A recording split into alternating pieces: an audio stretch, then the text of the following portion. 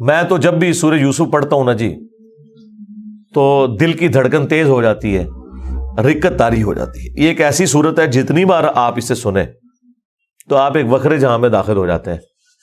کیا سوز و گداز ہے، ایک شخص جو اللہ کا پیغمبر ہے اسے اپنے بھائیوں سے تکلیف اٹھانی پڑ رہی ہے جو کہ خود ایک پیغمبر کی اولاد ہے، کافر بھی نہیں ہے، اور پھر اللہ تبارک و تعالیٰ انہیں کہاں سے اٹھا کر اس وقت کی جو سب سے بڑی آپ سمجھ لیں امپائر تھی اس کی سب سے کریٹیکل پوسٹ کے اوپر پہنچا دیتے ہیں۔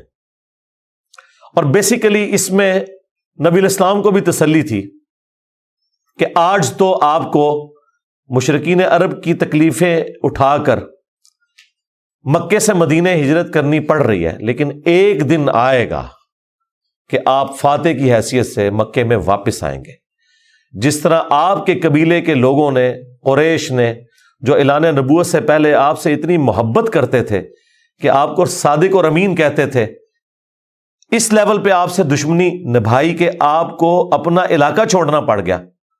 ایک دن آئے گا انہی لوگوں میں آپ فاتح بن کر آئیں گے اور اس وقت آپ بادشاہ ہوں گے، اللہ کے خلیفہ ہوں گے، اختیار آپ کے پاس ہوگا۔ جس طرح کہ یوسف علیہ السلام کو ان کے بھائیوں سے تکلیف پہنچی اور انہوں نے ان کو بیچ دیا، وہ غلامی کی زندگی انہیں گزارنی پڑی، اس کے بعد جیل کی زندگی، اور الٹیمیٹلی اللہ تعالیٰ نے انہیں مصر میں آپ سمجھ لیں بے تاج بادشاہی بنا دیا۔ لیکن وہاں پہ بھی اینڈ رزلٹ کیا نکلا؟ لا تثریب علیکم اليوم، آج کے دن میں تم پہ کوئی گرفت نہیں کروں گا۔ اور یہاں پر بھی نبی علیہ السلام بھی جب آپ کو پتا ہے مکے میں داخل ہوئے تو آپ نے وہی الفاظ دہرائے جو یوسف علیہ السلام نے دہرائے تھے، لا تثریب علیکم اليوم، آج میں تم پہ کوئی گرفت نہیں کروں گا۔ یار یہ اخلاقیات پیغمبروں کے ہی ہوتے ہیں، یہ حوصلہ پیغمبروں کے اندر ہی ہوتا ہے۔ اللہ تعالیٰ ایک خاص انہیں یہ ملکہ دے دیتا ہے، وہ اپنے نفس پر اتنا قابو پا لیتے ہیں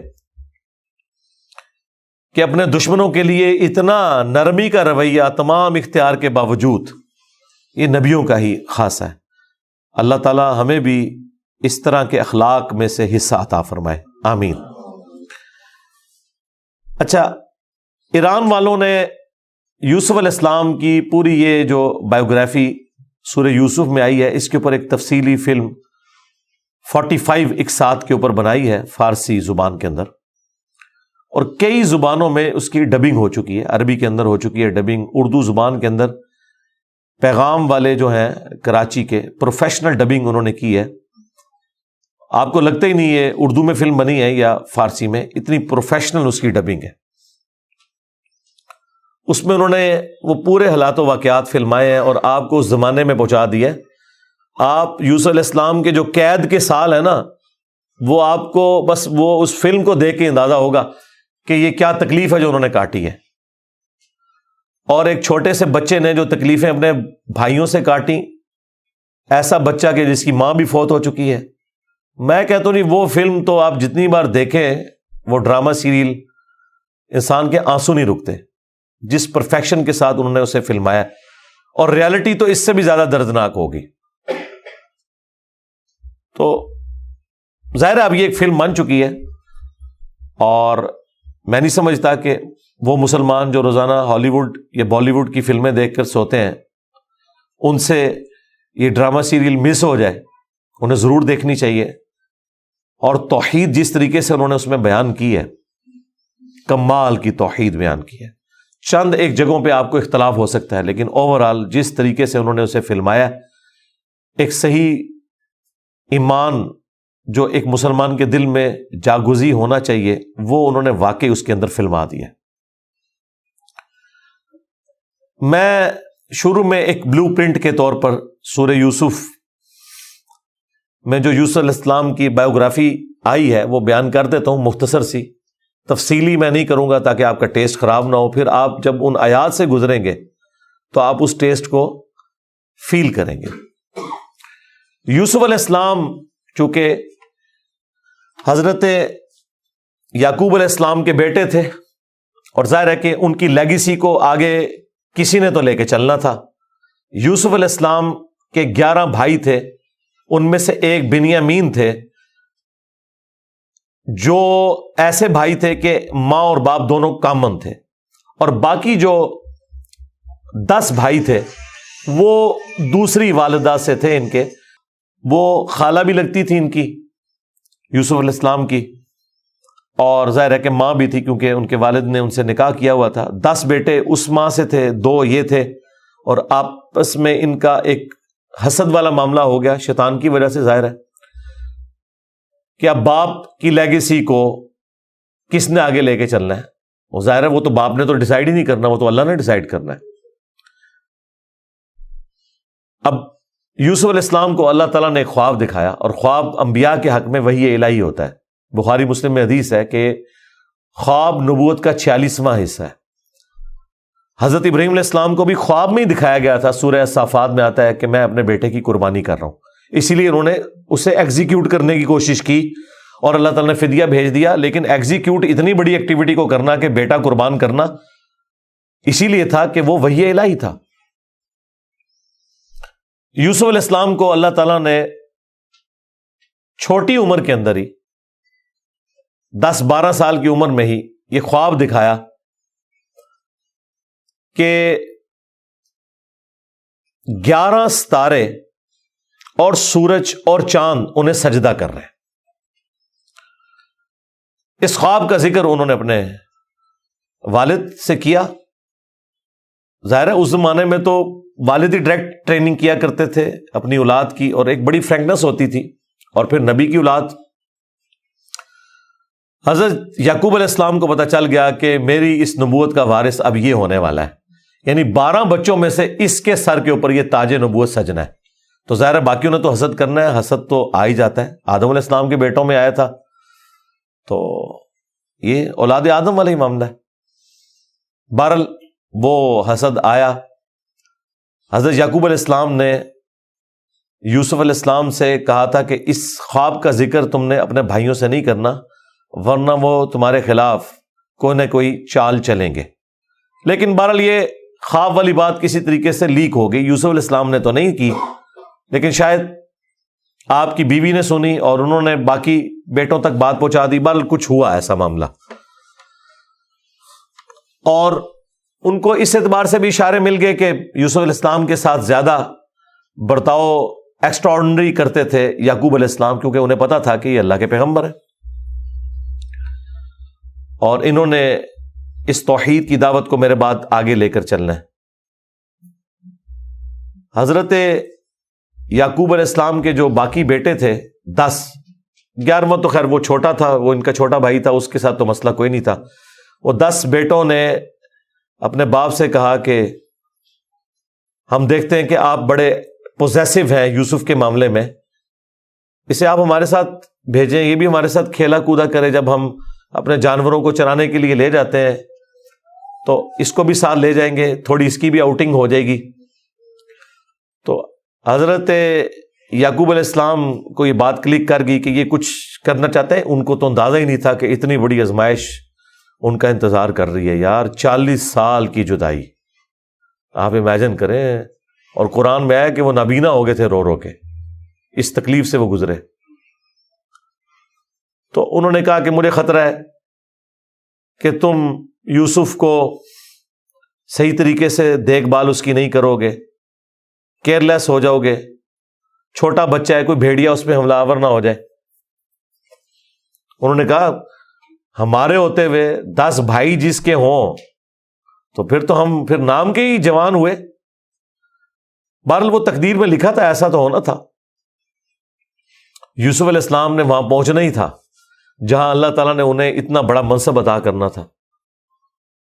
وہی ہوا، تنگ آ کے یعقوب علیہ السلام نے اجازت دے دی، وہ لے گئے یوسف علیہ السلام کو، اور پلان یہ بنایا کہ اسے قتل کریں گے۔ لیکن ایک بھائی تھا جو آڑے آ گیا، اس نے کہا قتل نہ کرو، ہے تو ہمارا بھائی، ہم اسے کسی کنویں میں ڈال دیتے ہیں۔ اور ان زمانوں میں جو قافلے گزرا کرتے تھے وہ کنویں پہ پانی کے لیے رکتے تھے، تو ہو سکتا ہے کہ کوئی نکالے تو یہ اس کے ساتھ ہی چلا جائے، جان چھوٹ جائے، قتل نہ کرو۔ اور اس میں وہ یہ بھی کہتے ہیں کہ ہم اس وقت تو یہ ایکٹیویٹی کرتے ہیں، پھر بعد میں اللہ سے توبہ مانگ لیں گے، اللہ تعالیٰ بڑا بخشنے والا مہربان ہے، جو کچھ بھی ہے تیرے محبوب کی امت سے ہے۔ یہ بھی قرآن میں نقل ہوا ہے، وہی سیم مینٹالٹی آگے چل رہی ہے، بعد میں نیک بن جائیں گے۔ اور انہوں نے ڈرامہ بازی یہ کی کہ یوسف علیہ السلام کے کرتے کے اوپر کسی بھیڑیے کا خون مال لیا اور کہا کہ ہم تو اسے سامان کے پاس چھوڑ کے گئے تھے، پیچھے سے بھیڑیا آیا اور یوسف کو کھا گیا، اور یہ اس کی قمیض ہے۔ عشاء کے وقت روتے ہوئے آئے، رات کے وقت قرآن کے الفاظ ہیں۔ حضرت یعقوب علیہ السلام کو سمجھ آ گئی کہ یہ میری آزمائش شروع ہو گئی ہے، کیونکہ توحید ایک ننگی تلوار ہے۔ انہیں سمجھ آ گئی تھی کہ میں نے اپنے بیٹے سے جو اتنی شدید محبت رکھی ہے نا، اللہ تعالیٰ مخلوق کی محبت کو برداشت نہیں کرتا، ایٹ لیسٹ ایک پیغمبر کے دل میں اس ایکسٹریم لیول کے اوپر جا کر۔ تو میری آزمائش شروع ہو گئی اب۔ تو انہوں نے کوئی بحث نہیں کی، انہوں نے کہا میں صبر کروں گا جو کچھ ہوا۔ ان کو پتا تھا کہ یہ اب اللہ کا فیصلہ ہے، کرنے سے کچھ نہیں ہونا۔ جو کوئی تھوڑی بہت کوشش کی وہ کی، انہیں اینڈ پہ ان کا میں اب صبر ہی کروں گا، جو اللہ اس کے لیے فیصلہ کرے وہی ہوا۔ ایک قافلہ وہاں سے گزر رہا تھا، انہوں نے پانی کے لیے ڈول ڈالا، اور یوسف علیہ السلام کو اللہ تعالیٰ نے قرآن میں آیا کہ یوسف کو ہم نے تسلی دی کہ ایک دن آئے گا کہ تم اپنے بھائیوں کو بتا دو گے جو انہوں نے یہ غلطی کی تھی، ہم تمہیں سرخرو کریں گے۔ بہرحال ابھی تو تمہارے لیے یہ طے ہو گیا، اور ظاہر جبرائیل علیہ السلام آنا شروع ہو گئے چھوٹی عمر میں ان کے پاس، ان کی تسلی کے لیے، اسی لیے ڈھارس بندی۔ انہوں نے پانی کے لیے ڈول ڈالا، یوسف علیہ السلام نے وہ پکڑا اور باہر نکل آئے، اور بھائی جو ہیں چھپ کے یہ منظر دیکھ رہے تھے۔ انہوں نے کہا یہ نہ ہو یہ پھر واپس آ جائے۔ انہوں نے چند ٹکوں کے عوض، چند دراہم کے عوض بیچ دیا، کہا یہ ہمارا غلام تھا، تو بھاگ کے آئے، یہ ہمارا غلام ہے، اور جان چھڑائی اس طریقے سے۔ یوسف علیہ السلام بھی چپ کر کے چلے گئے، انہیں پتا تھا کہ میرے لیے فیصلہ ہو چکا ہے، اور کس تکلیف سے وہ مصر تک پہنچے، اور وہاں پہ غلاموں کا بازار لگتا تھا وہاں بیچنے کے لیے، عبرانی غلام، اور پڑھنا لکھنا بھی جانتے تھے، ذہین بہت تھے۔ تو عزیز مصر وہاں سے گزر رہا تھا، یعنی آپ سمجھ لیں بادشاہ کے بعد جو سیکنڈ پوسٹ ہوتی ہے۔ اس نے دیکھا کہ یہ تو شکل ہی غلاموں والی نہیں ہے، یہ کوئی ایکسٹرا آرڈنری بندہ ہے۔ اس نے خرید لیا اور لا کے اپنی بیوی سے کہا کہ یہ میں خرید کے لایا ہوں، اولاد تو ہماری کوئی نہیں، ہو سکتا ہے ہم اسے ہی اپنا بچہ بنا لیں۔ اور یوں یوسف علیہ السلام کہاں دور دراز کے شام کے علاقے جو سویلائزڈ بھی نہیں تھا، بھیڑ بکریاں چرانے والے بدو لوگوں میں سے اٹھ کے اس وقت کی سب سے سویلائزڈ حکومت مصر کی، فرعونوں کی حکومت، آج تک آپ یہ اہرام مصر گیزا کے جو ہے پیرامڈز یہ دیکھ رہے ہیں، یہ ان لوگوں نے تعمیر کیے ہوئے ہیں۔ وہاں پہنچ کے، اور قرآن کے الفاظ ہیں کہ ہم نے یوں اس کے لیے معاملہ آسان کر دیا کہ وہ عزیز مصر کی تربیت میں رہے اور علم حاصل کرے۔ ظاہر ہے کہ وہ کتنی بڑی بڑی میٹنگز ہوتی ہوں گی، جس میں میٹنگ کا ارینجمنٹ کرنا، کھانے پینے کا ارینجمنٹ کرنا، اور ایک خادم کی حیثیت سے باتیں بھی سنتے ہوں گے۔ یوں اللہ تعالیٰ نے ان کی لرننگ کروائی، اور یوں وہ جوانی کی عمر کو پہنچ گئے۔ اب عزیز مصر کی جو بیوی تھی، ظاہر ہے کہ وہ ادھر کا جو ماحول تھا ایک بے حیائی کا، اس کا وہ شکار تھی۔ وہ صرف وہ نہیں تھی، باقی عورتیں بھی تھیں۔ اس کی قسمت مری ہوئی تھی اس اعتبار سے کہ آزمائش سب سے پہلے اس پہ پڑی۔ یوسف علیہ السلام کو اللہ تعالیٰ نے حسن دیا ہوا تھا، تو وہ ان پہ فریفتہ ہو گئی، اور اس نے کوشش کی کہ انہیں برائی پر آمادہ کرے۔ دروازے بند کر دیے، قرآن کے الفاظ ہیں، برائی کی طرف بلایا۔ پہلے بلایا تو کسی اور کام سے تھا، اور اللہ تعالیٰ نے قرآن میں کہا کہ اس عورت نے یوسف کا قصد کیا، یوسف بھی قصد کر لیتا اگر اپنے رب کی نشانی نہ دیکھ لیتا، برہان۔ اور وہ نشانی قرآن میں نقل نہیں ہوئی، اسرائیلی روایتوں میں ملتا ہے کہ ان کو ان کے والد یعقوب علیہ السلام کی شبیہ دکھائی گئی، جو کہ یوں انگلی سے اشارہ کر رہے تھے کہ بیٹا یہ کام نہیں کرنا، اس طرف نہیں آنا۔ تو وہ بچ کے، ظاہر ہے اللہ نے فرمایا کہ یہ ہمارے مخلص بندے تھے، یعنی مخلص چنے ہوئے، ایک لفظ ہے مخلص جو اخلاص شو کرتا ہے، ہم مخلص ہونے کی کوشش کرتے ہیں، لیکن مخلص پیغمبر ہوتے ہیں جنہیں اللہ اپنے لیے خالص کر لیتا ہے۔ اللہ نے کہا ہم نے بچایا، یعنی انبیاء بھی جو بچتے ہیں نا برائیوں سے، وہ اللہ کی مدد کی وجہ سے۔ بہرحال اس تکلیف سے وہ گزرے، خبر لیک ہو گئی، کیونکہ جب اس نے قصد کیا تو یوسف علیہ السلام بھاگے، اللہ تعالیٰ نے معجزانہ طور پر وہ دروازے کھول دیے، اور یہ سین جس طریقے سے انہوں نے فلمایا ہے پہنچا دیا جی انہوں نے اس جگہ پہ، اس فلم کے اندر ایران والوں نے۔ بہرحال قرآن کے الفاظ ہیں، جب وہ دروازے کے اوپر پہنچے تو وہاں سے عزیز مصر آ گیا، اور پیچھے عورت بھی ہے تو اسے بھی شک پڑ گیا۔ وہاں پہ کوئی سیانہ بندہ تھا جس نے کہا کہ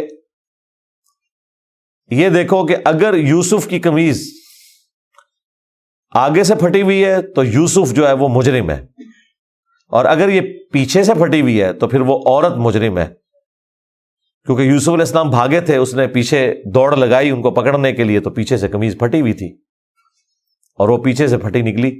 ایران والوں نے فلم میں یہ فلمایا کہ وہ ایک شیرخوار بچہ بول اٹھا، لیکن یہ دور کی بات ہے، اگر یہ واقعہ ہوا ہوتا تو سارے کے سارے یوسف علیہ السلام کو اسی وقت نہ مان لیتے کہ یہ تو کوئی عام انسان نہیں ہے۔ مجھے لگتا ہے کوئی سمجھدار آدمی تھا جس نے یہ مشورہ دیا، اور یہ لاجیکل بھی تھا۔ تو عزیز مصر کو پتہ چل گیا کہ اس عورت کی چال ہے، پھر بھی وہ باز نہیں آئی۔ جب اس کی خبر لیک ہوئی تو اس نے کہا میری تو دم کٹ گئی ہے، میں اب ساری عورتوں کی دم کٹواؤں گی۔ اس نے وہ جتنی بڑے اشرافیہ وہاں مصر کا تھا ان ساری عورتوں کو دعوت پہ بلایا، اور سب کے ہاتھ میں ایک ایک چھری دے دی، قرآن کے الفاظ ہیں، اور ایک ایک سیب دیا، اور یوسف علیہ السلام کو کہا کہ ان عورتوں کے سامنے آؤ۔ تو قرآن کے الفاظ ہیں کہ جب یوسف علیہ السلام ان کے سامنے آئے تو عورتوں نے بے خیالی میں وہ کاٹتے ہوئے سیب کو اپنی انگلیاں بھی کاٹ لی۔ کاٹنے سے مراد یہ نہیں کہ وہ کٹ کے علیحدہ ہوگی، مراد یہ کہ اس پہ تھوڑا بہت زخم آیا، یہ اتنا نہیں ہے کہ وہ انگلیاں ٹوٹ ٹوٹ کے کوئی علیحدہ ہو گئی تھی، یا کوئی ساری عورتوں نے یہ سب کچھ کر لیا۔ ڈاکٹر سرار صاحب نے اس کی اچھی توجیہ بیان کی ہے کہ ہو سکتا ہے کہ کسی عورت کی انگلی زخمی ہو، اور یوسف علیہ السلام جو کہ غلام تھے وہ اس کی طرف متوجہ ہوں کہ میں اس کو پٹی کر دوں یا اس کے لیے کچھ ارینجمنٹ کروں، تو باقی عورتوں نے یوسف علیہ السلام کو اپنی طرف اٹریکٹ کرنے کے لیے جان بوجھ کے خود ہی اپنی انگلی کاٹی ہو کہ تاکہ وہ متوجہ ہوں۔ کوئی بہرحال اس طرح کا سلسلہ ہوا ایک ایکسٹرا آرڈنری، اور جب یہ حالت ہوئی تو اس نے پھر کہا کہ ہاں یہ تھا جس کے لیے تم مجھے بات کر رہی تھی، تم لوگ بھی تو اس میں گرفتار ہو گئے۔ اور پھر اس کی ڈٹائی ہے، اس نے کہا کہ میں اسے برائی کی طرف بلا رہی ہوں، اگر اس نے یہ میری بات نہ مانی تو میں اسے جیل میں ڈلوا دوں گی۔ تو یوسف علیہ السلام نے دعا کی کہ یا اللہ مجھے جیل قبول ہے اس برائی کے عوض، کہ میں تیرا مجرم بنوں۔ دیکھیں کوئی گناہ بھی نہیں کیا، برائی سے بچے ہیں، ہم ہوں تو ہم کہ ہمیں انعام ملے، وہ کہہ رہے ہیں مجھے انعام میں جیل مل جائے کہ میں ان کے شر سے بچ جاؤں۔ بہرحال پھر وہ بہانہ کر کے ان عورتوں نے جھوٹے الزامات لگا کے یوسف علیہ السلام کو جیل میں ڈلوا دیا۔ یوسف علیہ السلام بھی راضی تھے، ٹھیک ہے چلے گئے۔ آلموسٹ 9 سے 10 سال تک وہ جیل میں رہے، اور وہ جیل کا جو انہوں نے سین فلمایا ہے وہ بندہ دیکھ نہیں سکتا، جو وہاں پہ کس پرسی کی حالت تھی بہرحال انہوں نے گزاری، لیکن آپ کے اخلاق سے متاثر ہو کے دعوت توحید بھی وہاں پہ پہنچی۔ اور اسی دوران 2 ایسے قیدی تھے کہ ان دونوں نے الگ الگ خواب دیکھے، اور انہوں نے یوسف علیہ السلام سے کہا کہ آپ اچھے بھلے معلوم ہوتے ہیں، اگر آپ تعبیر بتا سکتے ہیں۔ انہوں نے کہا میں اس کی تعبیر جو بتاؤں گا وہ تعویل ہوگی، پھر وہ مقدر ہو جائے گی۔ اور وہ خواب انہوں نے اپنا بیان کیا۔ ایک نے خواب یہ بیان کیا کہ میں نے یہ دیکھا کہ میں اپنے رب یعنی اپنے اس بادشاہ کو شراب نچوڑ کے دے رہا ہوں۔ دونوں کے قتل کے فتوے جاری ہو چکے ہوئے تھے۔ تو یوسف علیہ السلام نے اسے کہا کہ تم عنقریب چھوٹ جاؤ گے۔ دوسرے نے دیکھا کہ میرے سر کے اوپر روٹیوں کا ایک ٹوکرا ہے اور اس سے جانور پرندے کھا رہے ہیں، تو ان کا تم سولی دیے جاؤ گے اور تمہاری لاش سے جانور کھائیں گے. اور وہی ہوا. اور قرآن کے الفاظ ہیں کہ جسے نجات ملنے والی تھی اسے یوسف علیہ السلام نے کہا کہ جب تم چھوٹ جاؤ تو اپنے بادشاہ سے میرا ذکر کرنا کہ میرے ساتھ یہ زیادتی ہوئی ہے. لیکن قرآن کے الفاظ ہیں کہ شیطان نے وہ ذکر بھلا دیا. ظاہر ہے اللہ نے تو کوئی اور ہی فیصلہ کیا ہوا تھا. اور یوں آلموسٹ 9 سے 10 سال ان کے جیل میں کٹ گئے, یہاں تک کہ اس بادشاہ کا جو بیٹا ہے وہ تخت نشین ہوا اور اس نے خواب دیکھا. ظاہر بادشاہ کو اللہ تعالیٰ اس طرح کے خواب دکھایا کرتا تھا. مخلوقات کو دیکھنے کی ذمہ داری اللہ تعالیٰ نے بادشاہوں کے اوپر ہی رکھی ہوئی ہے جو ان کے انڈر رعایا ہے. کہ 7 دبلی پتلی گائے جو ہیں وہ نیل سے نکل کے 7 موٹی گایوں کو کھا رہی ہیں, اور 7 خشک بالیاں ہیں اور 7 جو ہیں وہ ہری بالیاں ہیں. اب یہ بڑا ایک ایکسٹراڈنری خواب تھا. اس نے اپنے وہ سارے تعبیر بتانے والے بلائے, سب کے سب عاجز آ گئے. تو وہ جو چھوٹ چکا تھا ایک قیدی, وہ بادشاہ کا بڑا قریبی تھا جو اسے شراب بنا کے دیتا تھا, اسے یاد آیا کہ ہاں ایک شخص قید میں ہے. اور یاد کب آیا دیکھیں 9-10 سال کے بعد. اس نے کہا میں ایک ایسے شخص کو جانتا ہوں کہ جو آپ کو اس کی تعبیر بتائے گا. تو وہ بادشاہ نے کہا ٹھیک ہے اسے لے آؤ یہاں پہ.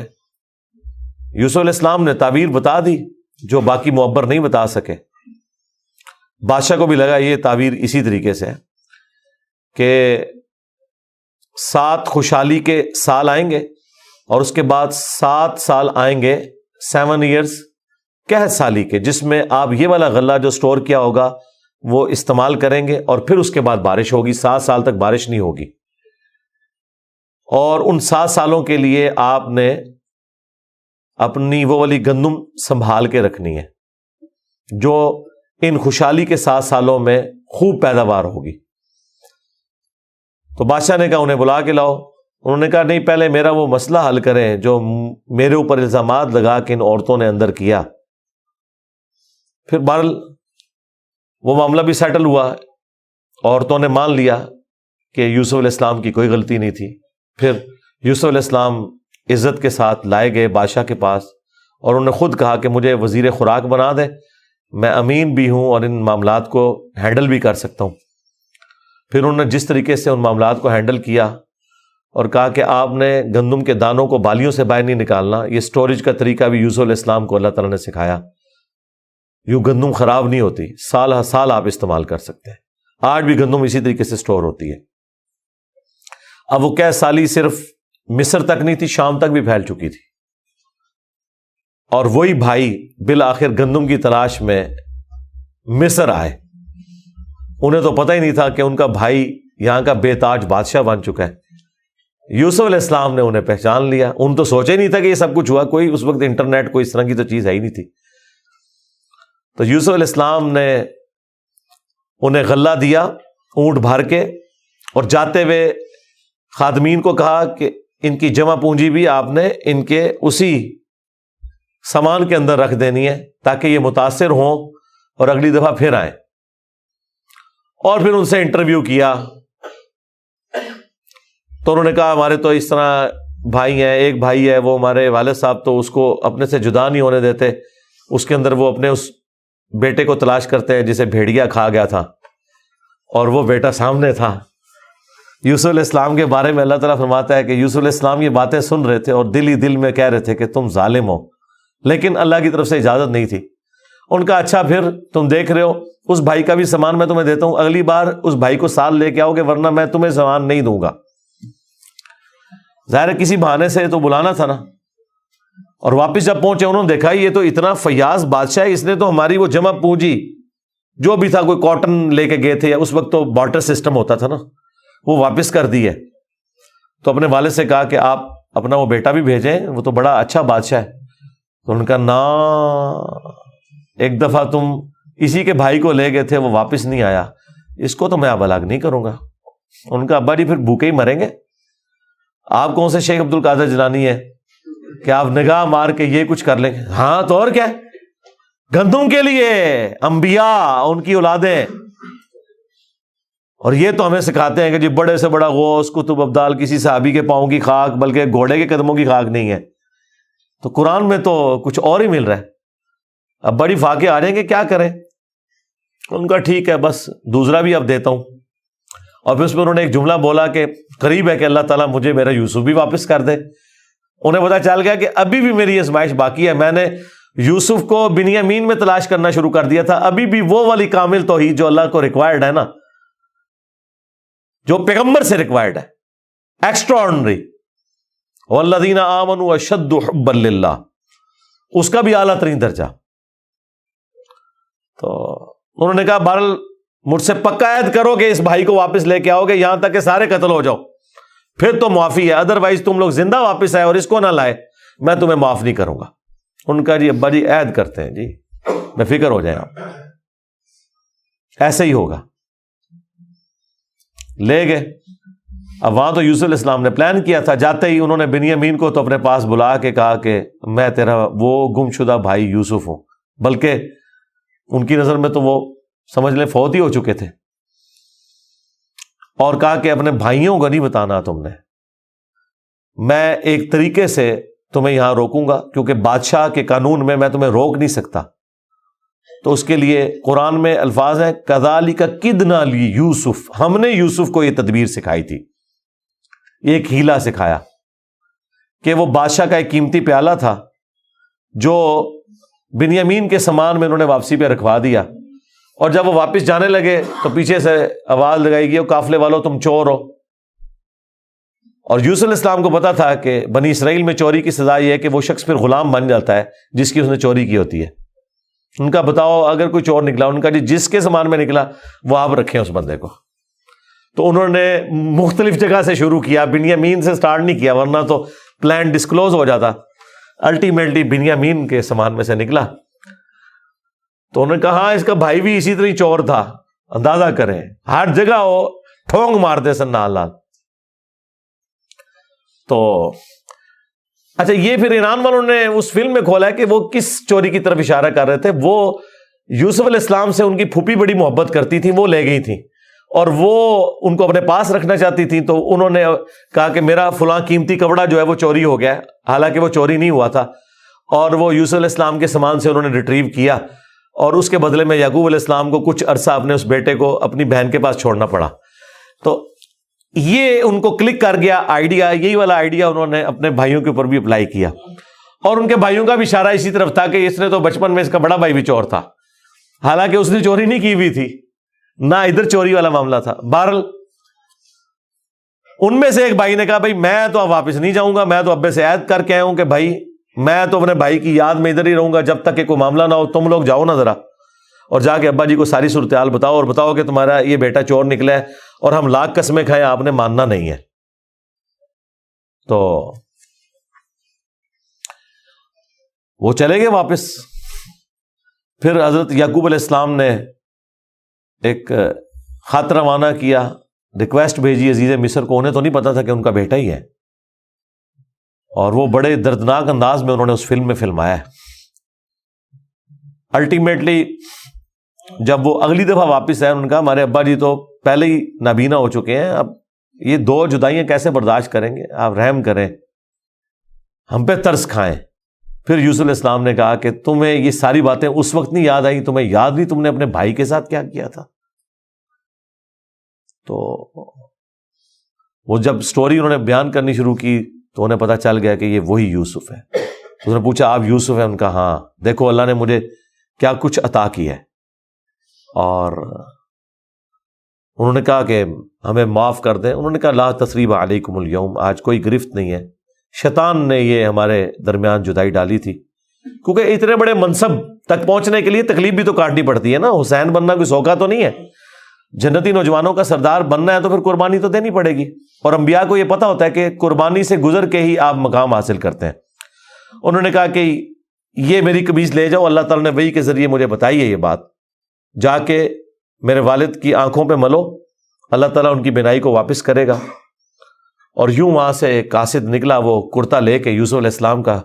قرآن کے الفاظ ہیں, حضرت یعقوب علیہ السلام کہتے ہیں کہ اگر تم مجھے مفند نہ سمجھو, وہی المحند عن المفند, قرآن میں الفاظ ہیں یہ, یعنی یہ نہ سمجھو کہ میرا دماغ سٹھیا گیا ہے، تو مجھے تو یوسف کی خوشبو آ رہی ہے۔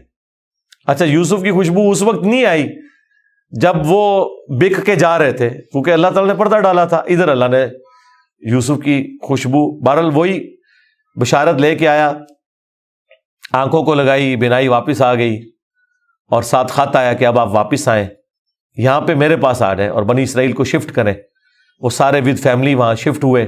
وہاں یوسف علیہ السلام آل نال تھے، انہوں نے ایک قطعہ زمین ان کو دیا، اور یوں بنی اسرائیل وہاں پہ آباد ہو گئے، اور پھر حکومتی لیول پہ رہے، یہاں تک کہ وہاں پہ ایک نیشنل موومنٹ غالب آئی اور ان کو غلام بنا لیا گیا، جو کسی زمانے میں بادشاہت انجوائے کر رہے تھے۔ اور پھر ان غلاموں میں اللہ تعالیٰ نے حضرت موسیٰ علیہ السلام کو مبعوث کیا اور فرعونیوں سے نجات دلوائی، ایک منجی اور ہادی بنا کے۔ اور پھر وہ جاتے ہوئے المستدل علاقے میں آتا ہے، یوسف علیہ السلام نے وصیت کی تھی کہ جب کبھی بنی اسرائیل یہاں سے شفٹ ہو تو میری لاش بھی لے جانی ہے۔ پھر وہ لاش بھی لے گئے، اس پہ میری تفصیلی ویڈیو ریکارڈ ہے، آپ یوٹیوب پہ دیکھ سکتے ہیں۔ یہ پورے کا پورا ایک معاملہ تھا، اور پھر وہ آخر میں وہی ہوا کہ سجدہ تعظیمی کیا یوسف علیہ السلام کو ان کے بھائیوں نے اور ماں باپ نے۔ ان زمانوں میں سجدہ تعظیمی جائز تھا، جس طرح کہ آدم علیہ السلام کو فرشتوں نے کیا، اور اس امت میں حرام ہو گیا۔ ابو داؤد میں اور ترمذی میں حدیث ہے کہ اگر میں سجدہ تعظیمی جائز سمجھتا تو بیویوں سے کہتا کہ اپنے خامدوں کو کریں اس حق کے سبب۔ ابو داؤد میں تو الفاظ ہیں، ایک صحابی نے حضور کو سجدہ کیا، آپ نے فرمایا سر اٹھا کیا کر رہا ہے، جب میں فوت ہو جاؤں گا تم میری قبر سے گزرو گے تو کیا مجھے سجدہ کرو گے؟ انہوں نے کہا نہیں یا رسول اللہ۔ فرمایا مجھے کیوں سجدہ کر رہے ہو؟ اگر میں سجدہ جائز سمجھتا تو بیویوں سے کہتا کہ اپنے خامدوں کو کریں۔ اور یہ سجدہ تعظیمی، سجدہ عبادت ہمیشہ سے اللہ کے لیے رہا ہے۔ جبرائیل علیہ السلام نے حضرت آدم کو سجدہ عبادت نہیں کیا، سجدہ تعظیمی تھا۔ ان زمانوں میں ٹو باؤ ڈاؤن بھی ہوتا تھا، جھکا بھی جاتا تھا۔ ہمارے نبی علیہ السلام پر اللہ تعالیٰ نے جو ختم نبوت فرمائی تو توحید بھی ایسی کامل کی ہے کہ اب یہ سب کی سب معاملات ختم۔ ختم نبوت کی برکت سے کشف، الہام، یہ سب کچھ ختم غیر نبی کے اوپر، سوائے بخاری مسلم میں ہے مبشرات، وہ بھی خواب،